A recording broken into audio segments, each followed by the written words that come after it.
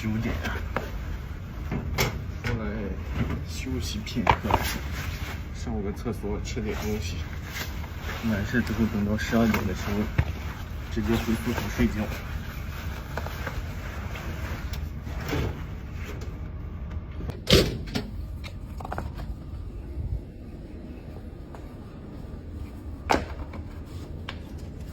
每天晚上的老规矩，在此之前上夜班的时候，我都不知道出来可以吃点东西。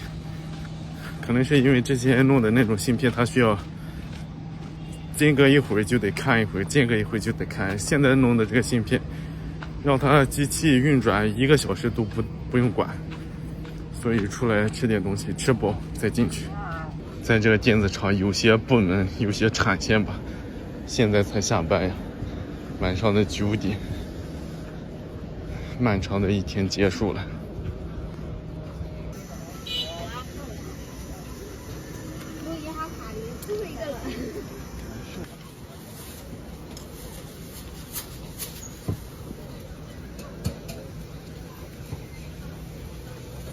大哥，不好意思。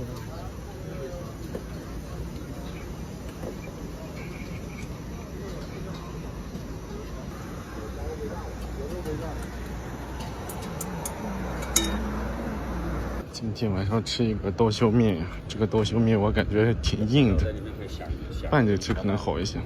但是今天先尝一个带汤的，明天再尝一个拌着吃的。找个地方吃完，然后再进去干活吧。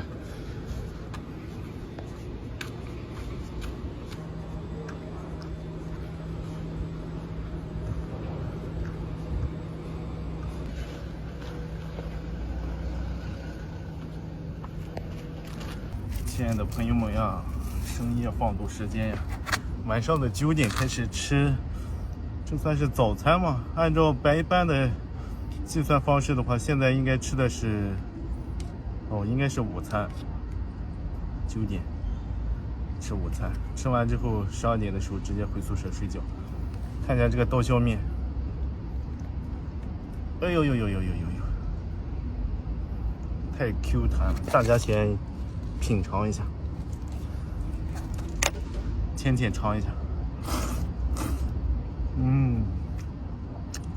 这个面挺硬的，确实很刀削呀。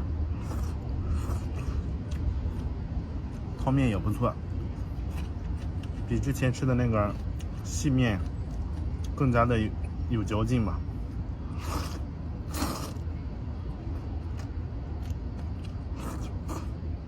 在这个电子厂上班上的时间长了，我经常能够发现一些人目光呆滞，看上去就是电子厂圣体的这种朋友们，在电子厂拧螺丝拧的时间长了，信息比较闭塞，又不和别人沟通，所以人会变得麻木。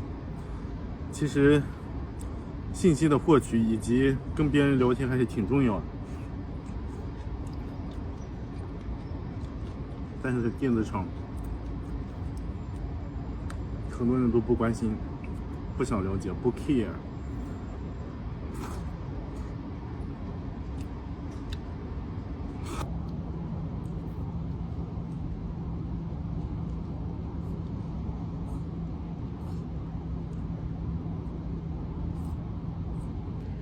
哎呀，真的晚上吃这碗面，非常的满足呀。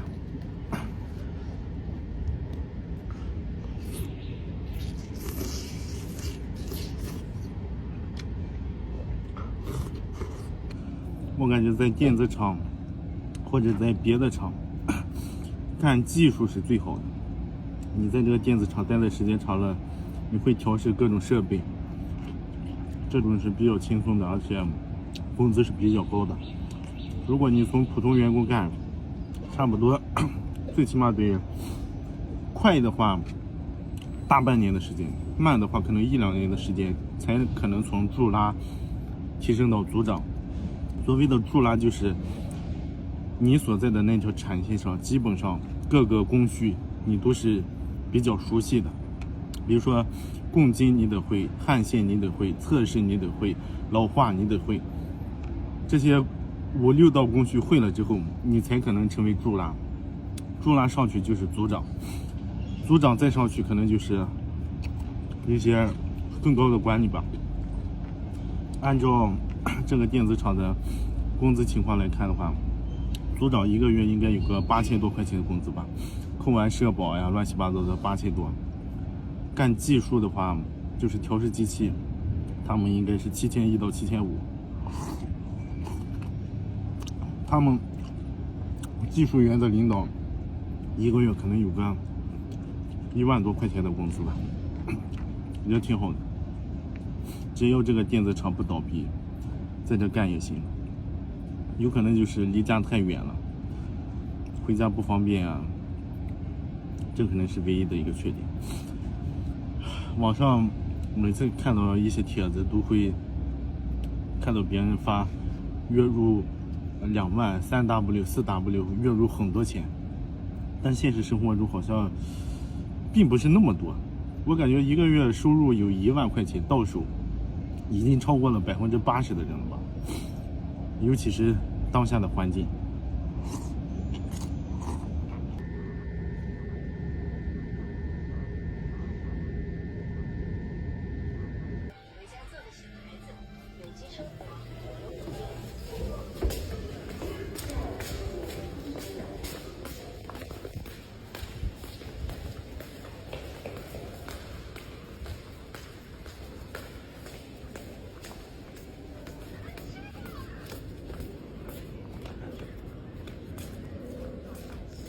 亲爱的朋友们，凌晨好呀！晚上的0点03，这个里面装的我在网上买的染色剂。之前骑行的时候，书包都是在外面挂着的，把我那个黑色的书包晒得没颜色了。买了一瓶黑色的染色剂吧，明天我要把书包染成黑色的，尝试一下能不能染成黑色的。如果可以的话，把我的外套也染一染。不知道这玩意儿好不好洗。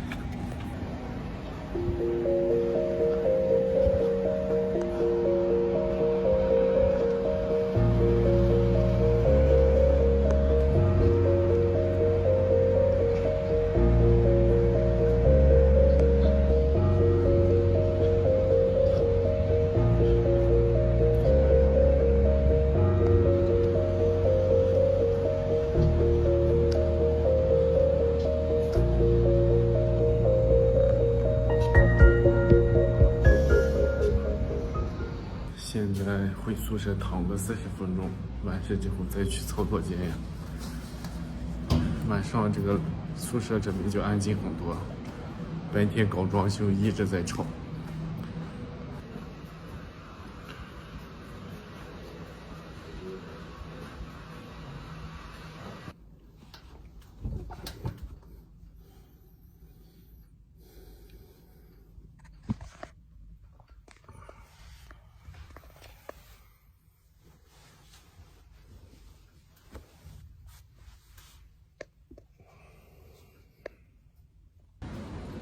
上夜班的那个小伙给了一颗槟榔，我没咋吃过槟榔，挑战一下。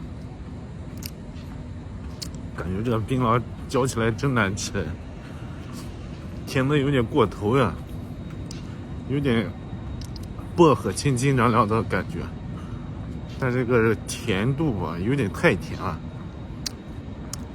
槟榔还是不要嚼太多，嚼太多口腔纤维化，嘴都张不开了。